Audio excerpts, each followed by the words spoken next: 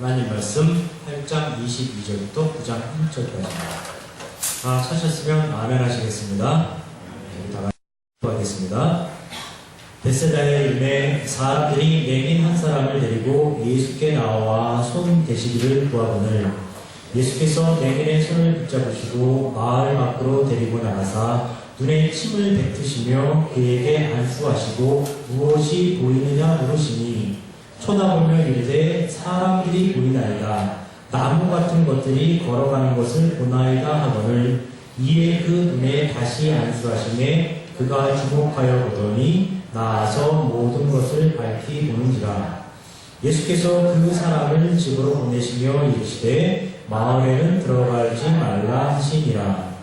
예수와 제자들이 빌립보 가이사랴 여러 마을로 나가실세 길에서 제자들에게 물어 이르시되 사람들이 나를 누구라고 하느냐. 제자들이 여짜와 이르되 세례 요한이라 하고 더러는 엘리야 더러는 선지자 중에 하나라 하나이다. 또 물으시되 너희는 나를 누구라 하느냐. 베드로가 대답하여 이르되 주는 그리스도시니이다 하매 이에 자기의 일을 아무에게도 말하지 말라 경고하시고 인자가 많은 고난을 받고 장로들과 대제사장들과 서기관들에게 버림받아 죽임을 당하고 사흘 만에 살아나야 할 것을 비로소 그들에게 가르치시되 드러내놓고 이 말씀을 하시니 베드로가 예수를 붙들고 항명하매 예수께서 돌이키사 제자들을 보시며 베드로를 꾸짖어 이르시되 사탄아 내 뒤로 물러가라. 내가 하나님의 일을 생각하지 아니하고 도리어 사람의 일을 생각하는도다 하시고 무리와 제자들을 불러 이르시되 누구든지 나를 따라오려거든 자기를 부인하고 자기 십자가를 지고 나를 따를 것이니라.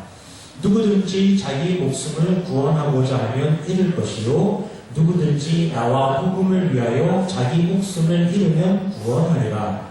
사람이 만일 온 천하를 얻고도 자기 목숨을 잃으면 무엇이 유익하리요. 사람이 무엇을 주고 자기 목숨과 바꾸려느냐. 누구든지 이 음란하고 죄 많은 세계에서 나와 내 말을 부끄러워하면 흰자도 아버지의 영광으로 거룩한 천사들과 함께 올 때에 그 사람을 부끄러워하리라. 또 그들에게 이르시되 내가 진실로 너희에게 이르노니 여기 서 있는 사람 중에는 죽기 전에 하나님의 나라가 권능으로 임하는 것을 볼 자들도 있느니라 하시니라. 아멘. 마가복음은 모두 16장으로 이루어져 있습니다. 그리고 우리는 지난주까지 22주에 걸쳐서 마가복음 8장 전반부까지 살펴보았습니다. 마가복음의 전체 내용 중 거의 반에 해당하는 내용을 이미 살펴본 것입니다. 그래서 오늘은 지금까지 말씀드렸던 내용을 간략히 한번 간추려보는 시간을 가져보도록 하겠습니다. 지나간 설교의 내용을 조금만 기억해 주시기를 부탁을 드리겠습니다. 지금까지 우리가 살펴본 내용은 크게 세 가지 방향에서 구분해서 볼 수 있습니다. 첫째는 예수님의 치유 사역과 구제 사역이었습니다. 예수님께서는 귀신 들린 사람에게서 귀신을 내쫓아 주셨고 열병으로 누워있는 베드로의 장로를 일으켜 세워주셨습니다. 그리고 나병 환자와 중풍병자도 고쳐주셨습니다. 심지어는 죽었던 야이로의 딸까지 살려주시는 그런 내용도 있었습니다. 아무도 기록된 것 이외에도 예수님께서는 훨씬 더 많은 사람을 치유해 주셨을 것으로 그렇게 생각이 됩니다. 또 구제 사역도 볼 수 있었습니다. 즉 예수님께서 5병이어와 7병이어를 행하시면서 수천 명의 굶주린 사람들을 먹이시는 이적의 행적을 우리는 목격할 수 있었습니다.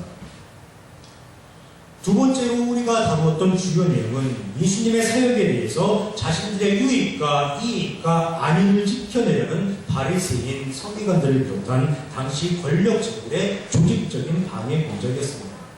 중풍병자를 고쳐주실 때에는 신성모독이라는 비난을 받으셨고 금식 사건, 제자들이 밀이삭 사건을 밀이삭을 자는 사건, 또 회당에서 손 마른 사람을 고쳐주신 그 사건들을 통해서는 과연 하나님의 아들이라는 자가 안식일을 범할 수 있느냐면서 그 권력층들로부터 비난을 받기도 하셨습니다.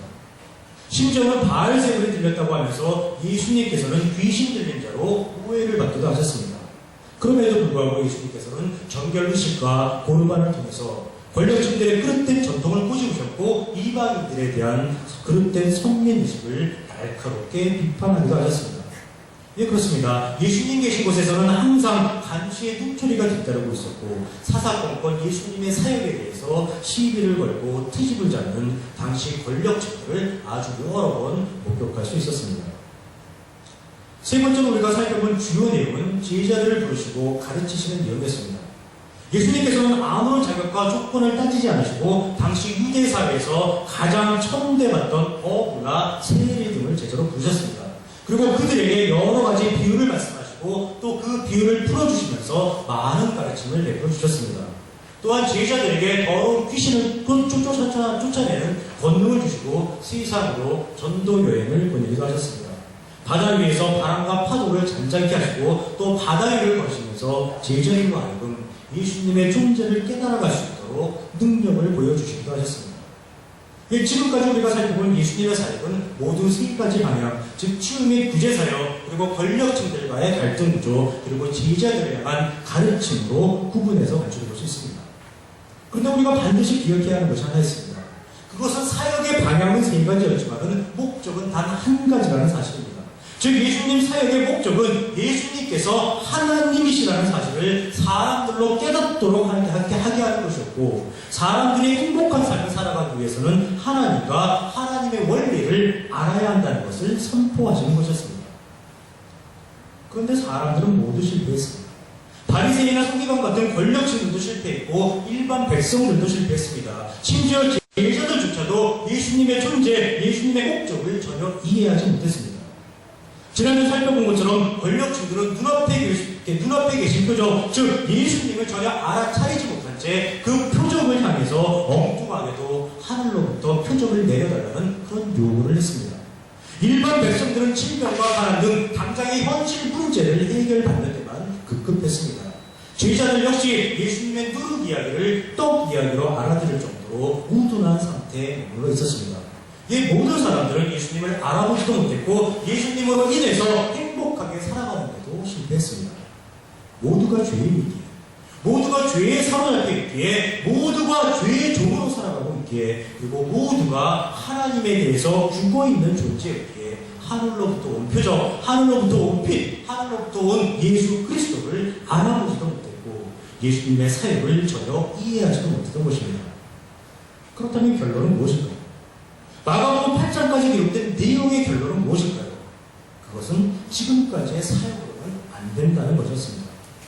즉 사람이 너무나도 죄로부터 강하게 결박되어 있기에 마가복음 8장 전반부까지 간 예수님의 치유사역, 구제사역, 가르침 사역만으로는 결코 사람이 죄에서 노임을 받고 변화될 수 없다는 것이었습니다. 그래서 오늘 본문에서 읽으신 대로 십자가 사건이 예고되는 것입니다. 나 예수가 십자가에 달려 죽고 부활해야만 사람이 죄에서 완전히 해방되어서 온전해질 수 있다는 예수님의 십자가 사역이 예고가 되는 것입니다. 구약성경을 통해서 사람의 수단과 방법으로는 결코 사람이 행복해질 수 없고 오로지 하나님께서 하셔야 한다는 것이 드러난 것이라면 마가복음 1장부터 8장 전반부까지는 사람의 죄성으로 인해서 예수님의 사역 방식이 도저히 사람에게 수용될 수가 없음이 증명되었습니다. 따라서 예수님께서 결국 십자가를 치셔야 한다는 것이 드러난 것입니다. 즉 사람의 문제 해결을 위해서 예수님께서 최종적으로 제시하시는 방식이 바로 십자가 사건이라는 뜻입니다. 그런 의미에서 오늘 본문 8장 후반부는 마가복음서에서 큰 전환점을 이루고 있습니다. 지금까지 예수님께서 행하셨던 사역과는 사뭇 다른 분위기로 전환이 됩니다. 십자가 사역의 의미, 십자가 사역으로 인해서 변화된 사람의 모습, 그리고 변화된 사람이 살아갈 하나님 나라의 원리가 제시가 되어 있고, 궁극적으로는 예수님의 십자가 사건이 아주 자세히 기록되어 있습니다. 그럼 오늘부터는 차근차근 예수님의 십자가 사건과 또 그 의미에 대해서 배워보도록 하겠습니다. 조금 전 말씀드렸지만 오늘 본문은 예수님께서 십자가 사건을 제자들에게 예고하시는 장면으로 이루어져 있습니다.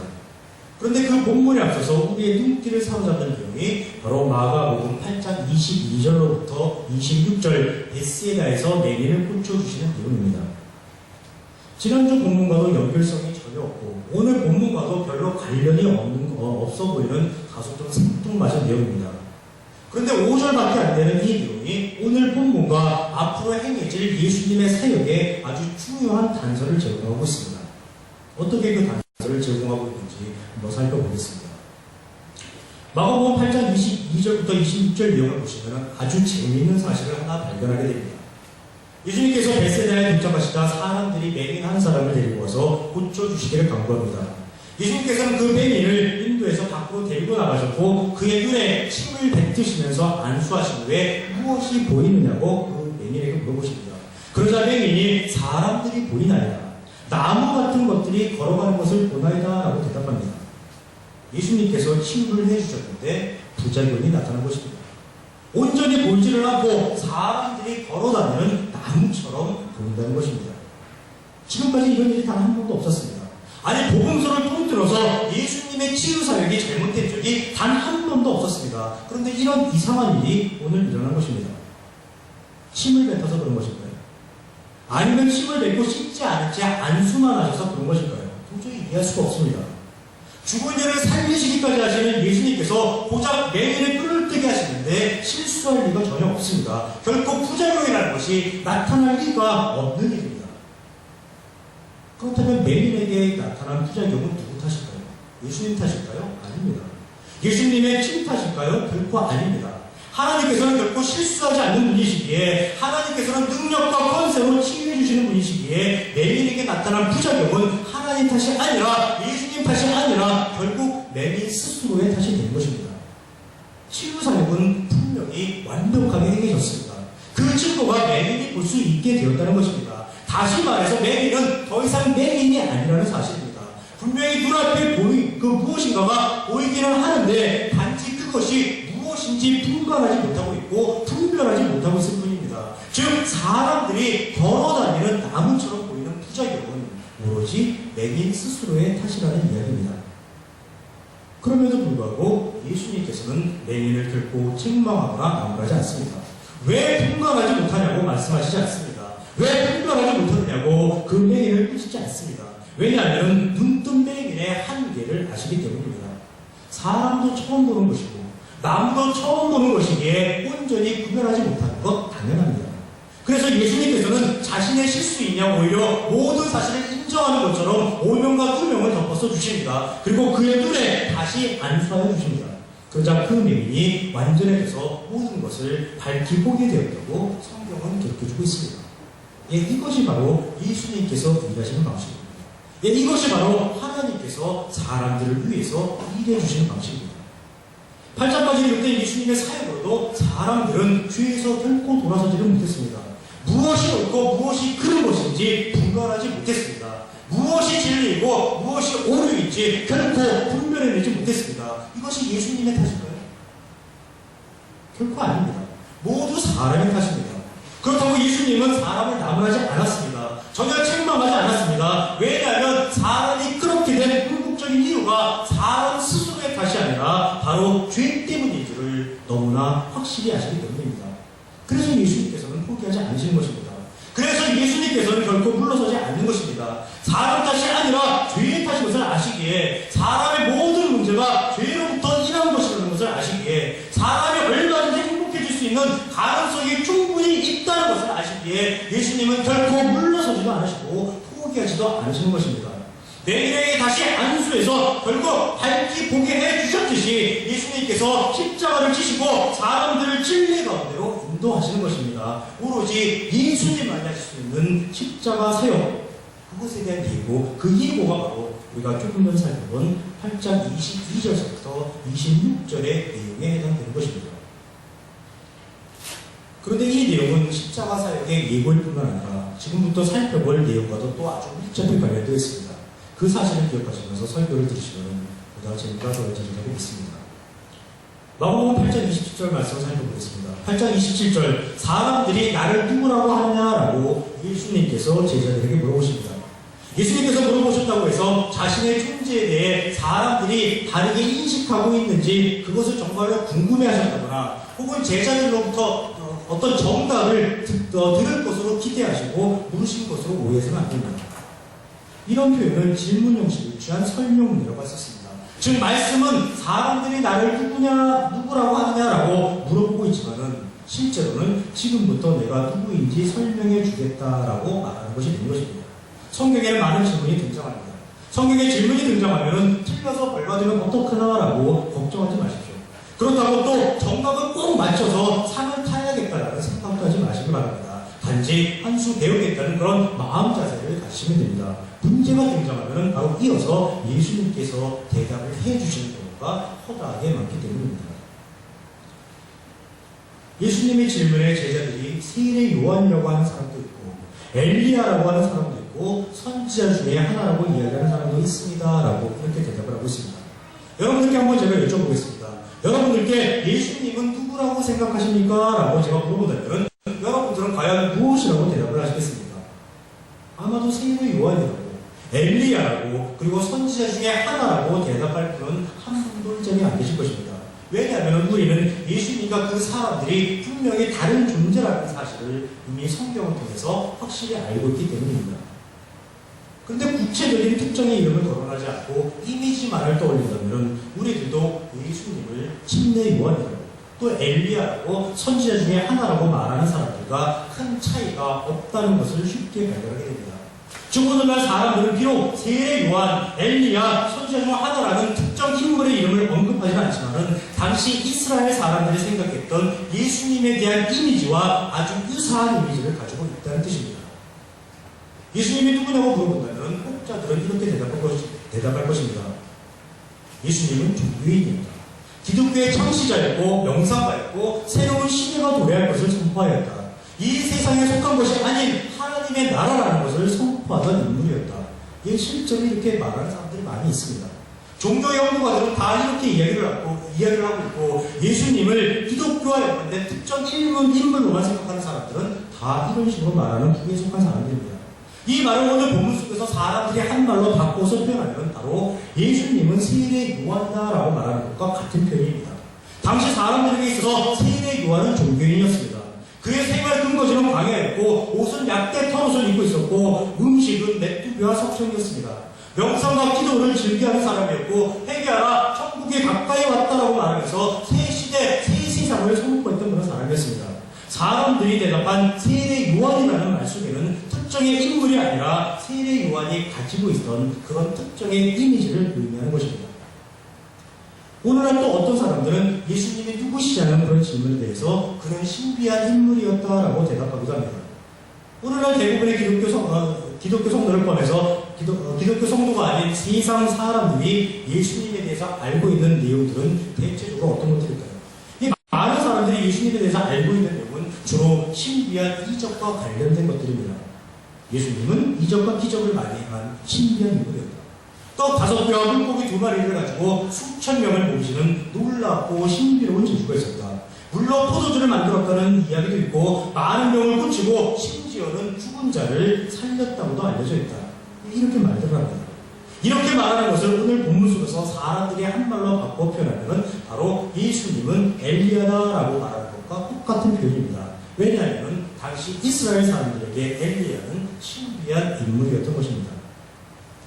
또 어떤 사람들은 예수님을 이스라엘에 국한된 인물로 보기도 합니다. 예수는 철저하게 이스라엘 사람일 뿐이다.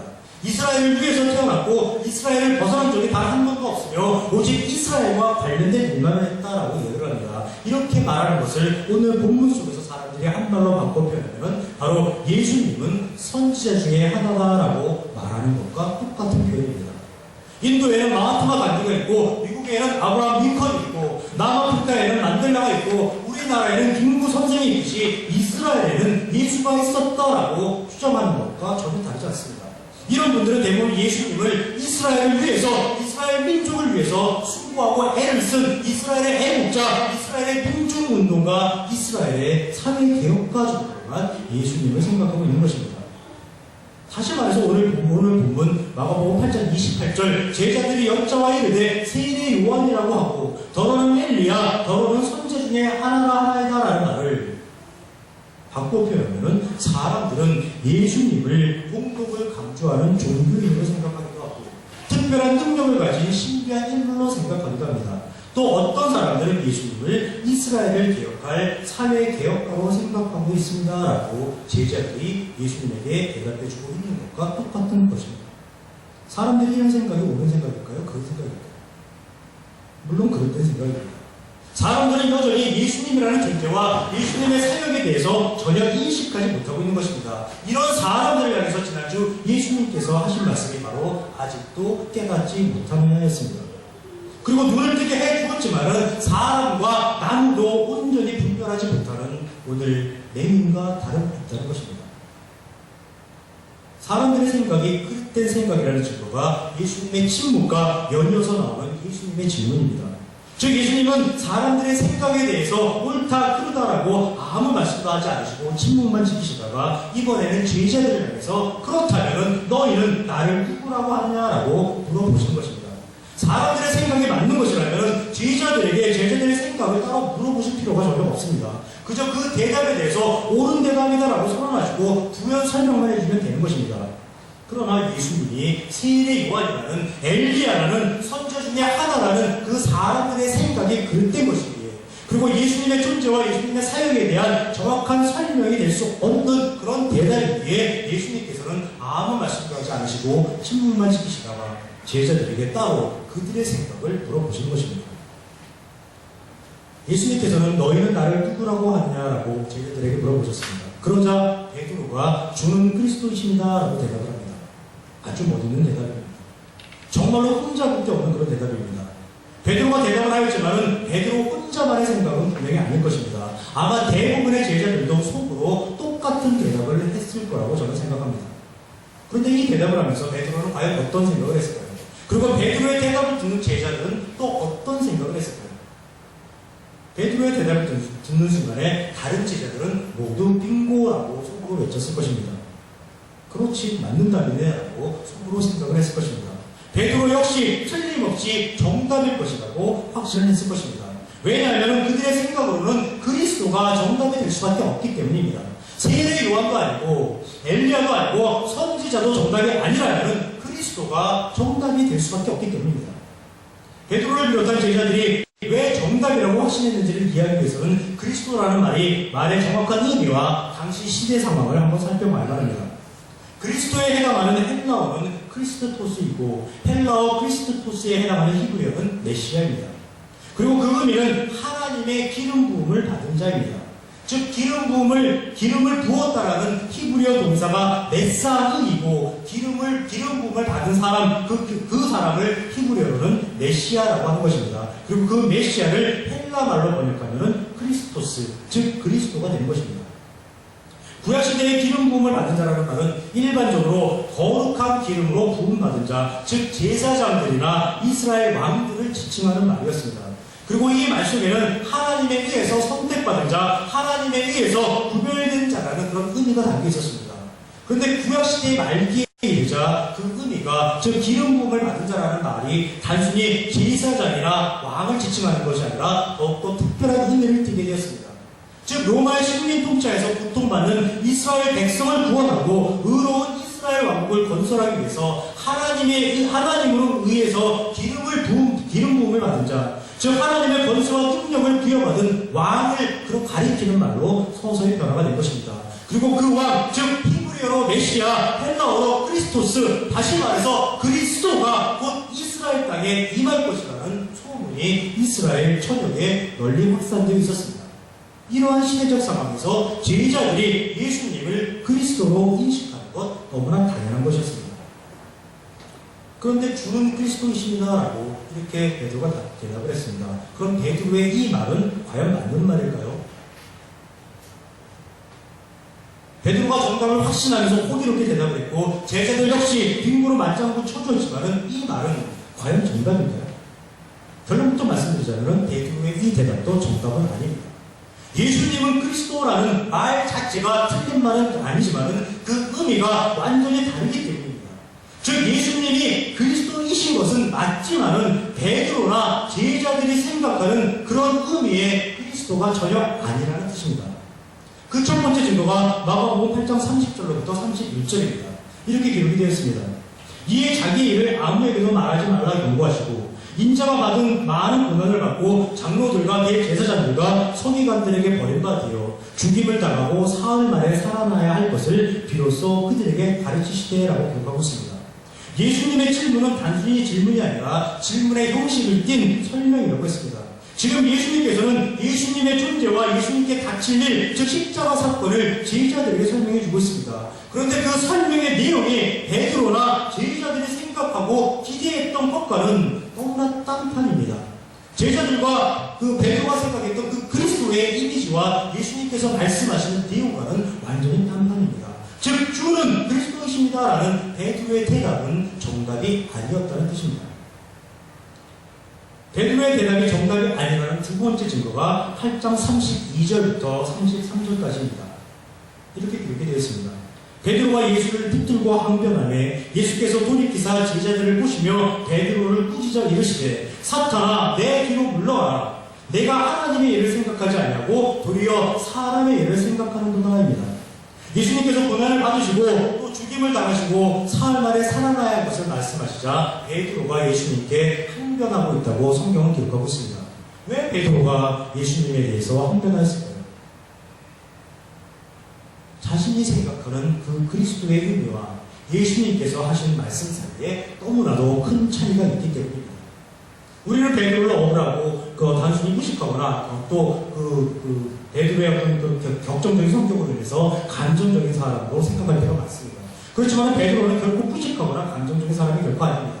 그가 나를 따르라는 예수님의 말씀에 배와 그물을 버려두고 예수님을 순순히 따라 나선 이유가 따로 있었습니다. 그것은 바로 이스라엘을 로마의 식민 통치에서 구원하고 의로운 이스라엘 왕국을 건설한 메시아, 즉 그리스도를 통해서 펼쳐나갈 자신만의 꿈과 소망이 있었기 때문입니다.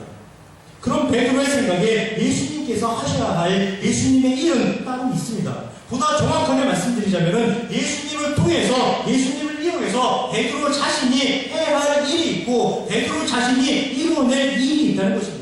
베드로는 자신도 무엇을 하고 있는지 또 어떤 결과를 만들어내려고 하고 있는지 다 예상을 하고 있고 다 구상을 해놓았고 모든 계획을 다 세워놓았습니다. 그런데 그 예상 속에 그 계획 속에 그 구상 속에 지금 예수님께서 말씀하신 일, 즉 예수님께서 죽임을 당하는 일은 결코 없는 것입니다. 다시 말해서 예수님의 죽음에 대해서 베드로는 아예 생각조차 하지 않고 있는 것입니다. 왜냐하면 예수님께서 죽으시면 모든 자신의 예상과 구상과 자신의 계획이 다 틀어지기 때문입니다. 모든 것이 다 끝장나기 때문입니다. 그래서 예수님의 말씀에 항변하는 것입니다. 예수님을 위해서 항변하는 것이 결코 아닙니다. 예수님의 아비를 걱정해서 베드로가 지금 항변하는 것이 결코 아닙니다. 단지 예수님께서 죽임을 당할 것이라는 그 말씀이 자신에게 별도로 유익하지 않다고 생각하기에 예수님에 대해서 항변하는 것입니다. 예수님의 계획보다 자신이 계획하고 있는 것이 훨씬 더 친밀하고 훨씬 더 낫다고 지금 베드로는 생각하고 있는 것입니다. 즉 베드로가 생각하는 그리스도는 근본적으로 예수님의 존재와 예수님의 사명을 전혀 인식하지 못한 엉뚱한 대답이 되는 것입니다. 베드로도 눈을 뜨게 해주었지만은 사람과 나무도 온전히 분별해내지 못하는 그런 맹인과 다름없었던 것입니다. 너희는 나를 누구냐라고 하는 그 질문에 베드로는 주는 그리스도십니다라고 호기롭게 대답을 했지만 그 대답이 정답은 아니었습니다. 그래서 예수님께서는 나는 네가 생각하는 그런 의미의 그리스도가 아니다라는 것을 설명해 주시기 위해서 자신에게 닥칠 십자가 사건을 언급하셨고 이에 대해서 베드로는 예수님을 붙들고 그렇게 되어서는 안 된다라고 항변을 하였습니다. 베드로의 이러한 항변에 대한 예수님의 반응이 8장 33절입니다. 이렇게 기록이 되었습니다. 예수께서 돌이키사 제자들을 보시며 베드로를 꾸짖어 이르시되 사탄아 내 뒤로 물러가라. 내가 하나님의 일을 생각하지 아니하고 도리어 사람의 일을 생각하는도다입니다.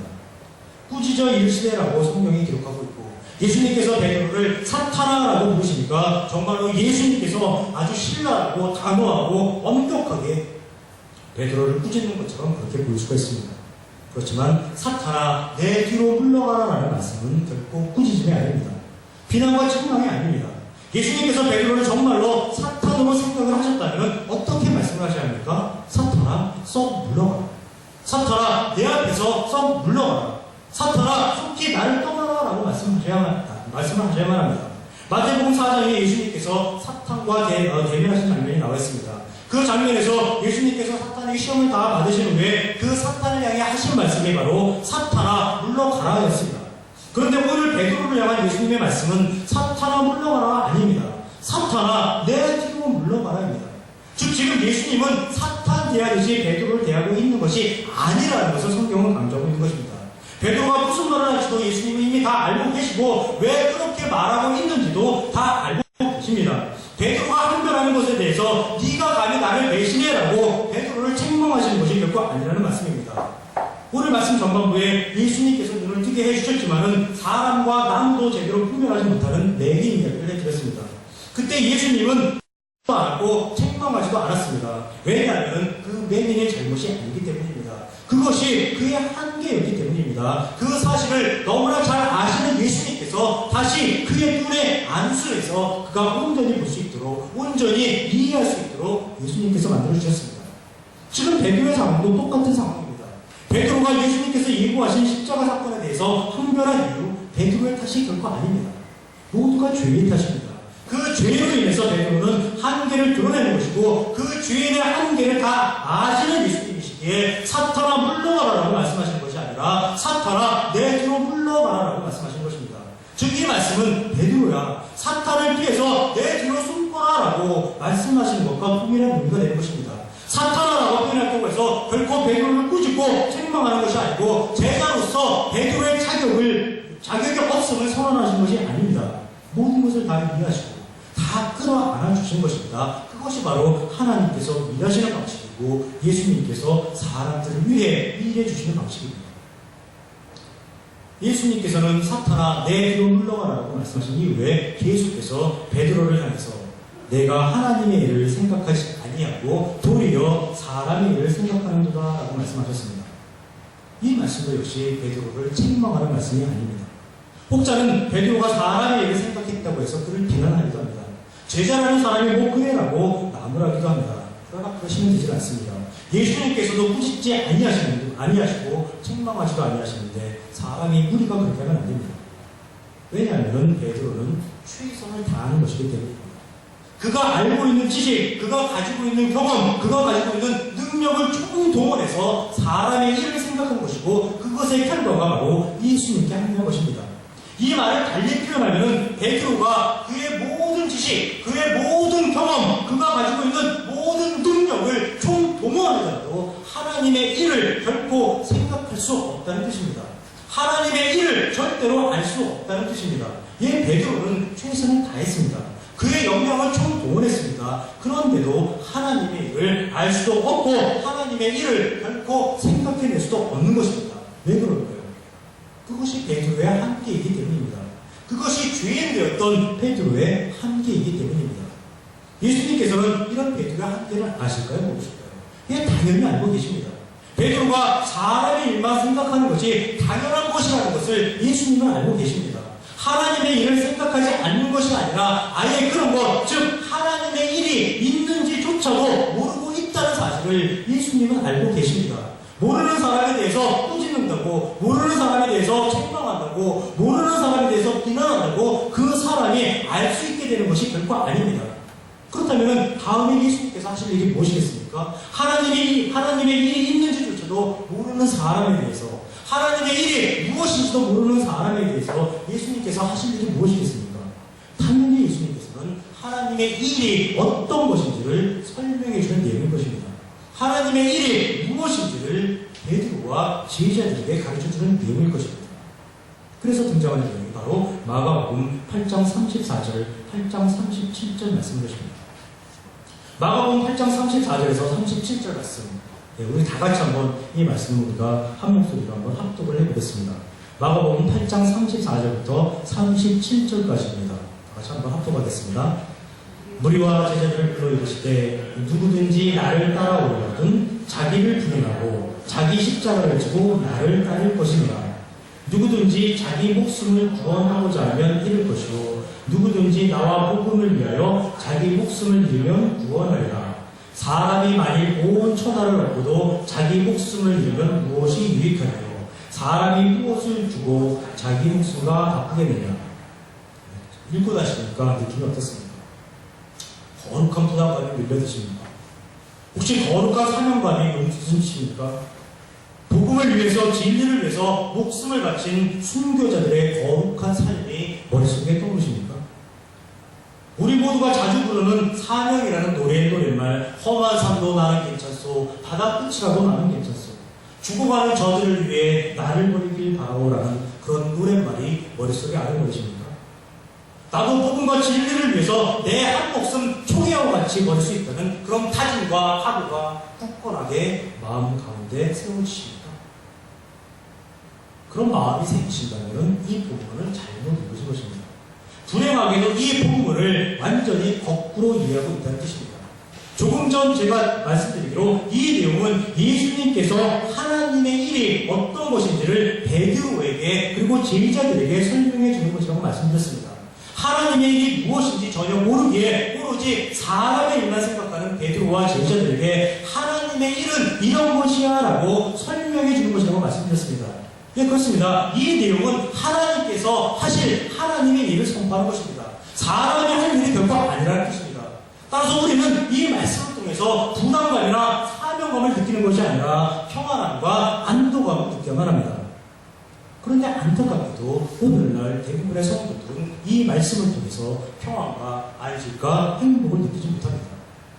오히려 부담감과 사명감만 느끼고 그 부담감과 사명감이 때로는 죄책감으로까지 이어질 수 있습니다.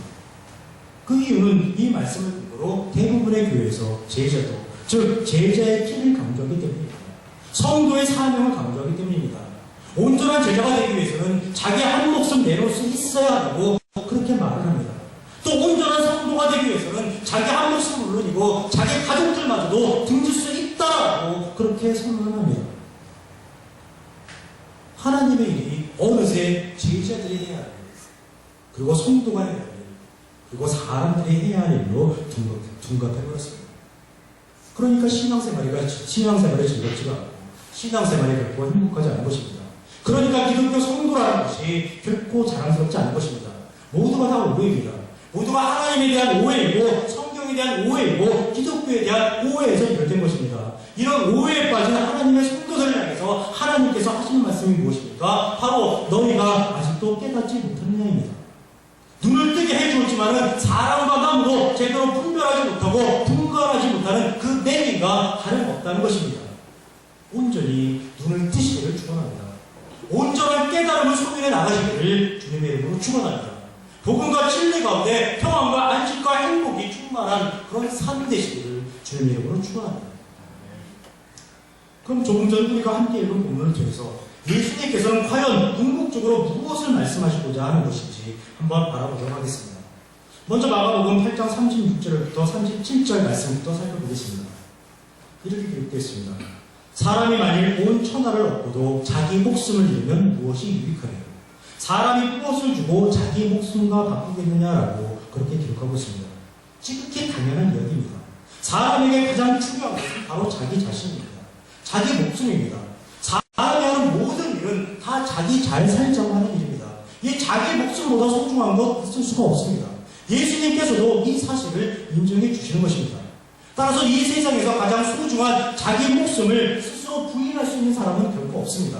온 천하를 줄 터이니까 너의 목숨을 내놓으라고 하면 기꺼이 그렇게 하겠다고 나서는 사람은 단 한 사람도 없습니다.